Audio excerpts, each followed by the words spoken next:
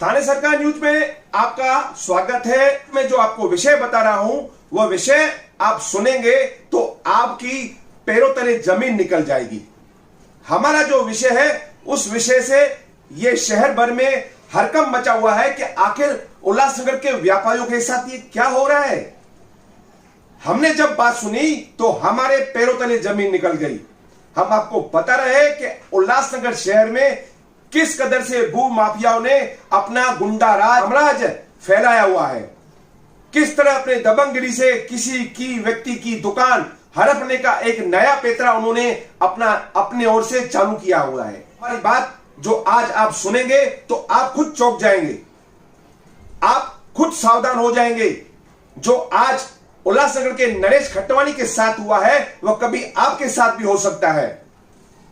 हम आपको बता रहे हैं कि उल्लासनगर फर्नीचर बाजार में नरेश खटवानी करके जिसका दुकान न्यू राज फर्नीचर के नाम से उनका दुकान माया पैलेस के यहां पर उनका दुकान हुआ है। माया पैलेस के यहां हमने उस व्यापारी से बात की जिसका नाम नरेश खटवानी था और फर्नीचर बाजार में न्यू राज करके फर्नीचर की उसकी दुकान है। उसकी दुकान के सटोसट माया पैलेस है। हमने उनसे जाके पूछा तो उसकी हालत देखकर हम खुद हैरान हो गए। हमने देखा कि उसके दुकान के जो पीछे उसका जो गोदाम था जिसकी माप थी करीबन 32 बाय 90 फुट, जिसका यू नंबर 68 और शीट नंबर 48 करके थी।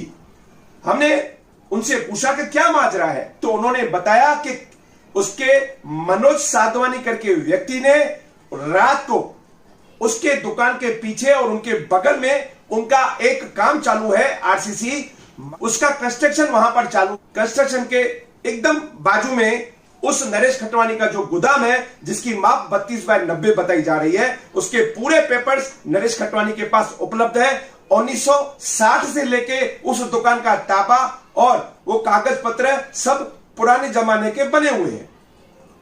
तो नरेश खटवानी ने बताया कि 15 तारीख के रात को कोई उसके प्लॉट में अपना जीसीपी लगाकर उसके दुकान को पूरा तहस नहस कर दिया। उसका पूरा फर्नीचर उस दुकान में पड़ा हुआ था जिस फर्नीचर की कीमत 25 लाख रुपए है। वो 25 लाख रुपए का फर्नीचर उस व्यक्ति ने, जिस व्यक्ति ने अपना जीसीपी लगाकर उसका दुकान तहस नहस कर दिया, 25 लाख का फर्नीचर उस गोदाम के अंदर सड़ रहा है और फर्नीचर के ऊपर पूरी डिमोलिशन की गई। नरेश खटवानी जैसे ही सवेरे दुकान पर पहुंचे, जब उन्होंने ये दृश्य देखा तो उसको चक्कर आ गए। सीधा अपने स्थानीय निकट सेंट्रल पुलिस चौकी में पहुंचे और उन्होंने अपनी पूरी बात वहां पर पुलिस चौकी में बताई, मगर पुलिस अधिकारी ने उनकी बात न सुनते हुए, उनकी शिकायत न लेते हुए, उन्होंने केवल उसे यही कहा कि इस प्रॉपर्टी के ऊपर उल्लासनगर के उप विभागीय अधिकारी की तरफ से पत्र आया हुआ है। तो उन्होंने कहा कि मुझे आप पत्र दिखाइए, मगर पुलिस चौकी के तरफ से उन्हें पत्र भी नहीं दिखाया गया। आखिर किस व्यक्ति ने नरेश खटवानी की प्रॉपर्टी को तोड़ा है, इस बात की जानकारी नरेश खटवानी ने अपने ओर से पुलिस चौकी में दी। उन्होंने कहा कि मेरे बाजू में महेश साधवानी करके व्यक्ति है जिन्होंने ये काम, घिनौना काम किया है, आप उनके ऊपर एक्शन क्यों नहीं लेते।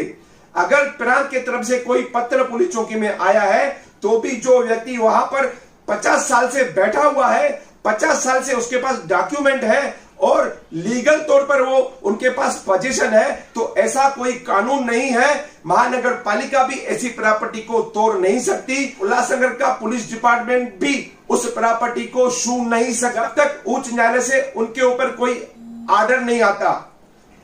तो आप सुन के हैरान हो जाएंगे और ये देखिए, दृश्य देखिए किस तरह उस दुकान की, उस प्रॉपर्टी की डिमोलिशन की गई है, मगर उस व्यापारी की पुलिस चौकी में कोई भी शिकायत नहीं ली गई।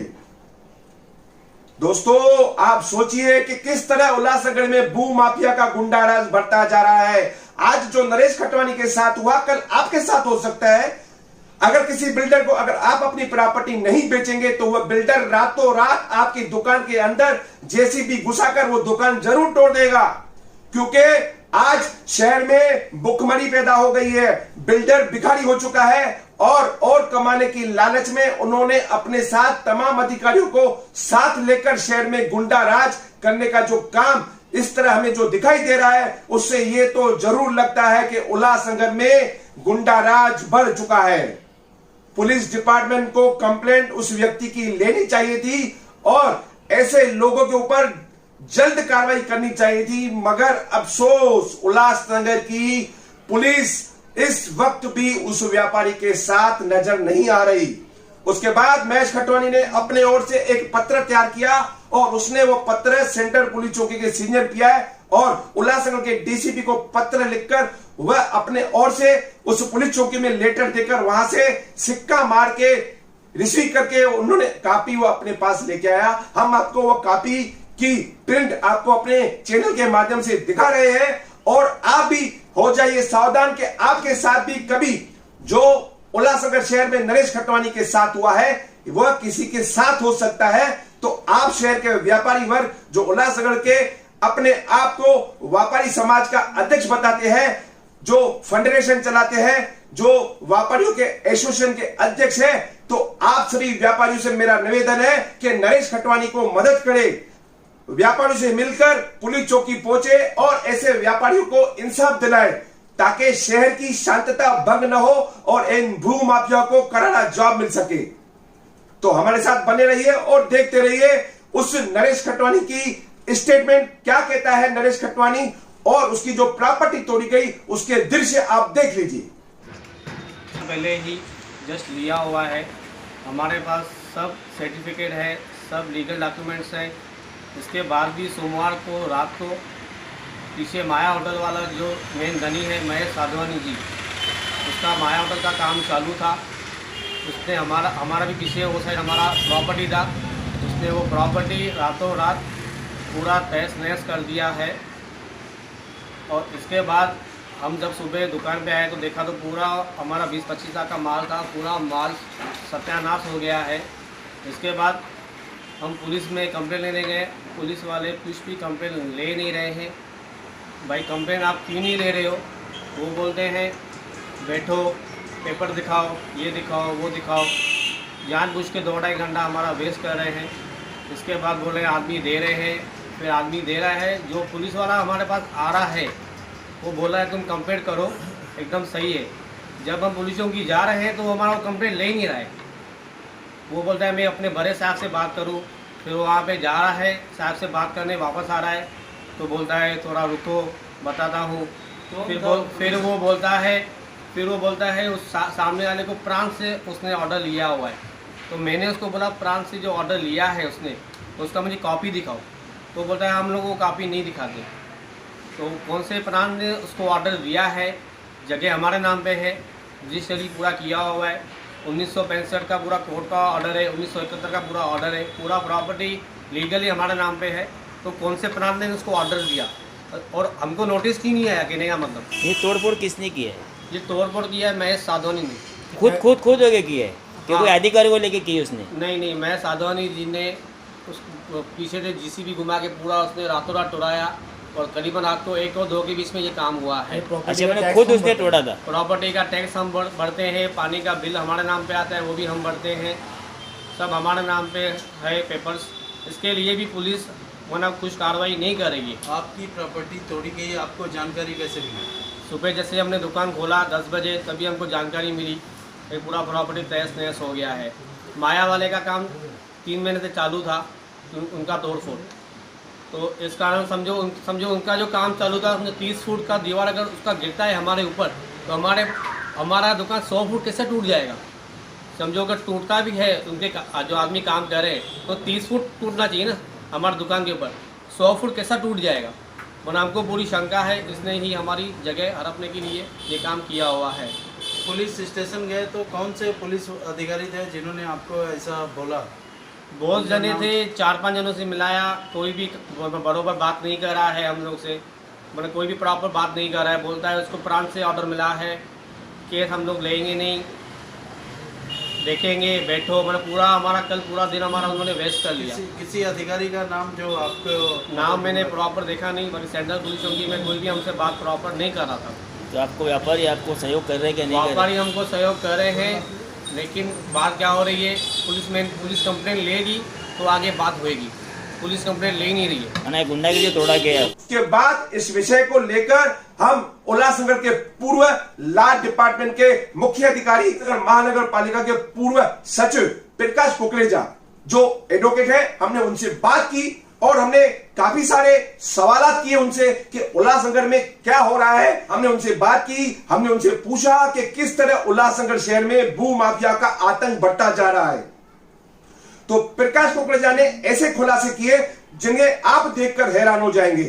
हम सारी बातें जो नरेश खटवानी की हमने प्रकाश कुकरेजा को बताई तो उन्होंने कहा कि महेश जी, उल्लासनगर में भू माफिया को कोड़ियों के बहाव से सनत अलर्ट की जा रही है। खिलाफ आपने शिकायत अपना एंटी करप्शन ब्यूरो में और कई जगह की है, क्या माजरा है, क्या विषय क्या है और आपने कौन से विषय को लेकर उनकी कंप्लेंट की है? देखिए, कैसा है कि उल्लासनगर का जो उप विभागीय कार्यालय है उसे मैनेजिंग ऑफिसर के भी अधिकार है डिस्प्लेस पर्सन एक्ट में। तो शासन में जितनी भी ज़मीन पड़ी हुई है यहाँ पे शहर में, वहाँ पे विस्थापित लोगों को डिस्प्लेस पर्सन एक्ट के प्रावधान की तरह अनुसार वो जो हकदार है उन्हें ज़मीन देनी है और कम रेट पे देनी है जो उनका हक है।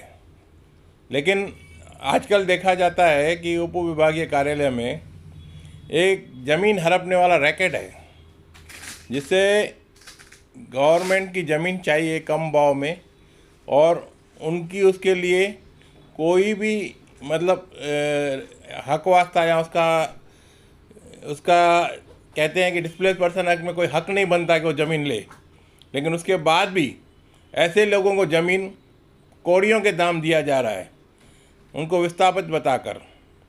नतीजा ये हो रहा है कि शासन की जो ज़मीन है, जो हमारे लायक विस्थापित लोग हैं उनको नहीं मिल पा रही है और एक रैकेट है ज़मीन हड़पू, उनको दिया जा रहा है।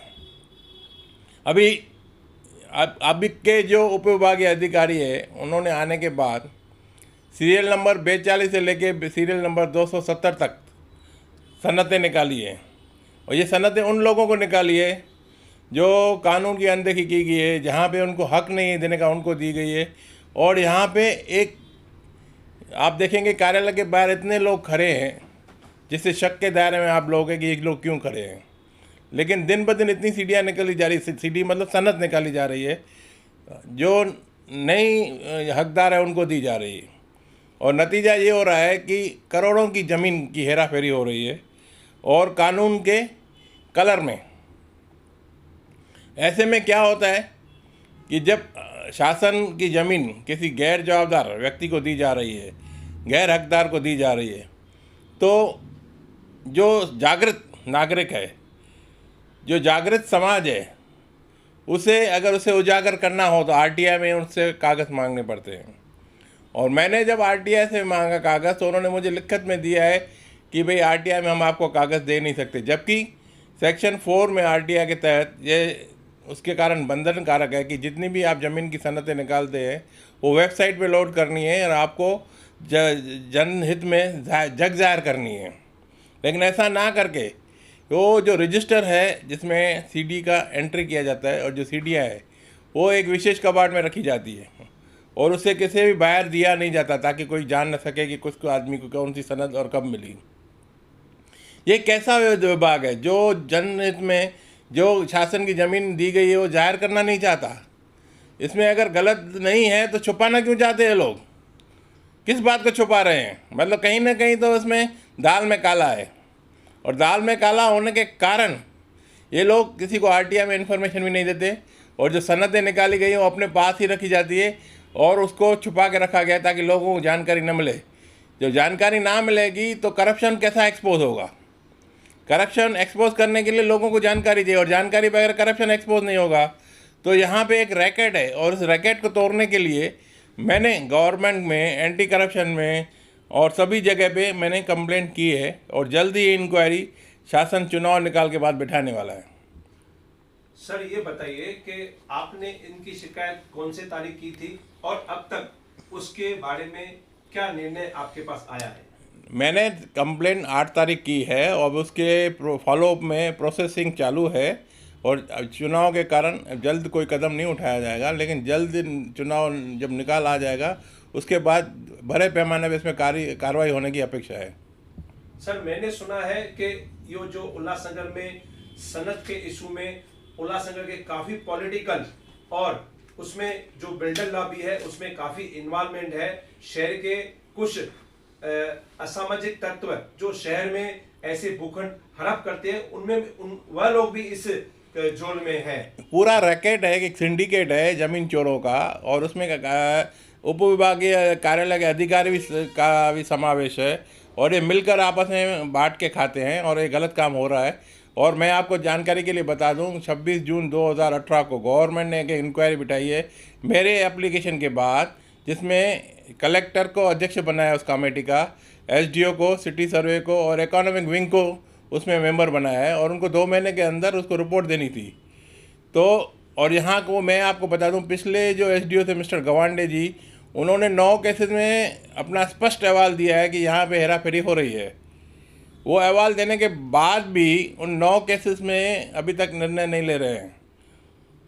तो जल्दी इसके बड़े पैमाने पर इंक्वायरी होने वाली है, और उसमें बड़ी सी बात यह है कि आरटीआई में लोगों को सूचना क्यों नहीं देना चाहते। इसमें अगर कानूनी काम किया है तो डरता कौन है? कौन सा ऑफिसर डर रहा है जो नहीं दे रहा है, और क्या छुपा रहा है? प्रकाश जी, ये बताइए कि अगर हम आरटीआई से कुछ माहिती मांगेंगे तो हमें भी राइट ऑफ इंफॉर्मेशन में हमें जवाब नहीं मिलेगा। आपको पहले ही कह देंगे कि आपका इसमें क्या हित संबंध है, और थर्ड पार्टी के डॉक्यूमेंट्स क्यों देवे। और थर्ड पार्टी के डॉक्यूमेंट्स ये बनते ही नहीं, ये उनका डिसीजन मेकिंग प्रोसेस है, और ये सीडी उनका निकालना फंक्शन एंड ड्यूटी है, और जो फंक्शन एंड ड्यूटी है वो आरटीआई के तहत उपलब्ध है। और दूसरा आपको मैं बता दूं, जिस सेक्शन 8 में आरटीआई में ये लोग कह रहे हैं कि भाई आपको पर्सनल डिटेल्स नहीं दे सकते, तो उसमें क्लियर लिखा हुआ है जो पार्लियामेंट के लिए आप उपस्थित कर सकते हो कागज़, जो लेजिस्लेचर के लिए आप उपस्थित करते हो जनता को वो उपलब्ध करके देना है। तो उसमें 8 का लागू होता नहीं है। और 11 नंबर का जो सेक्शन लगाते हैं कि थर्ड पार्टी ने का डॉक्यूमेंट, थर्ड पार्टी का डॉक्यूमेंट जब किसी ने एसडीओ को दिया हो वो हमें नहीं दे सकते। ये तो एसडीओ उनको दे रहा है, वो थर्ड पार्टी का डॉक्यूमेंट कैसा बनता है? ये कारण तो खाली बहाने हैं, लेकिन अंदर का राज जो है ना, स्कैम छुपाना है। ये बड़े पैमाने में एक बड़ा स्कैम है, और जल्दी इसका विस्फोट होगा। सर जी, मान लीजिए आपने जो शिकायत की है, अगर आपको न्याय नहीं मिलता है तो आगे आपका स्टेप क्या रहेगा? मैं जमीन बोगस सीडीज का केस पहले ही लड़ रहा हूँ, एक और पीएल डाल दूंगा, और शहर में जो सच है उसका दूध का दूध, पानी का पानी करवा दूंगा। धन्यवाद सर जी।